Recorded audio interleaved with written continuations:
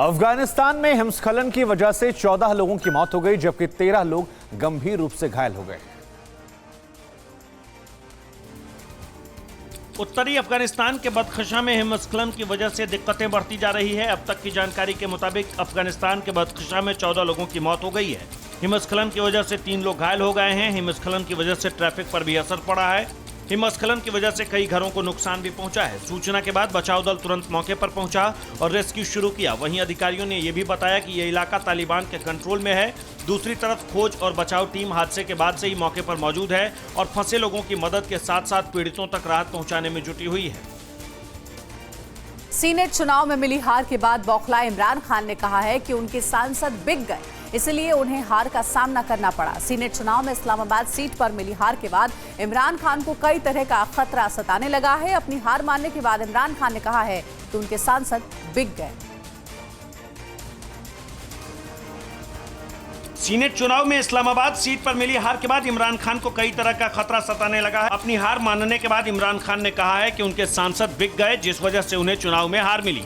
इमरान खान ने कहा है कि सीनेट चुनाव में मेरे 15-16 सांसद बिक गए। सांसदों के बिकने की वजह से मुझे हार मिली है। मैं विपक्ष में बैठने को पूरी तरह तैयार हूं।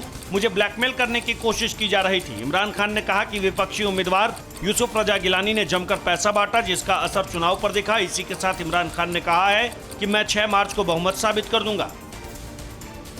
बंगाल और असम विधानसभा चुनावों के लिए बीजेपी के उम्मीदवारों के नाम पर मुहर लगा दी गई है। पार्टी आज उम्मीदवारों की लिस्ट जारी कर सकती है। बंगाल और असम में होने वाले विधानसभा चुनाव के लिए बीजेपी केंद्रीय चुनाव समिति की बैठक में उम्मीदवारों के चयन को लेकर बातचीत हुई। अब उम्मीद है कि आज बीजेपी बंगाल और असम चुनाव के लिए उम्मीदवारों की लिस्ट जारी करेगी। पार्टी ने बंगाल चुनाव के लिए उम्मीदवार तय किए। असम चुनाव के लिए उम्मीदवारों को लेकर चर्चा हुई। पहले दूसरे चरण के चुनाव को लेकर चर्चा हुई है। केंद्रीय चुनाव समिति की बैठक में कई बड़े नेता शामिल हुए। बैठक में पीएम नरेंद्र मोदी के साथ साथ पार्टी अध्यक्ष जेपी नड्डा, अमित शाह और राजनाथ सिंह भी शामिल हुए।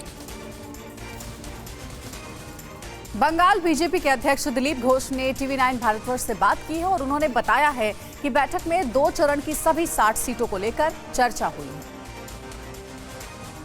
आज की बैठक में मुख्य जो बातें हुई उसमें क्या रही? नहीं, 2 चरण के लिए चर्चा हुई है। ये जो बैठक था उसमें लगभग 60 सीट के बारे में चर्चा हुई है। कुछ निर्णय हो गया है, कुछ बाकी है और जैसा पूरा हो जाएगा तब तक पूरा हो जाएगा। ये कहा जाता है कि इसमें शुभेंदु अधिकारी जो आपके एक महत्वपूर्ण हिस्सा है, उनके ऊपर फैसला हो जाएगा। क्या वो अब भी वो लड़ेंगे नंदीग्राम से चुनाव? तय हो गया? उनका नाम भी लिस्ट में है। अभी जब तक घोषणा नहीं होता है तब तो कुछ बोलना मुश्किल है। ये माना जा रहा था कि दूसरी सीट से भी चुनाव लड़ सकते हैं, इसकी कोई संभावना है?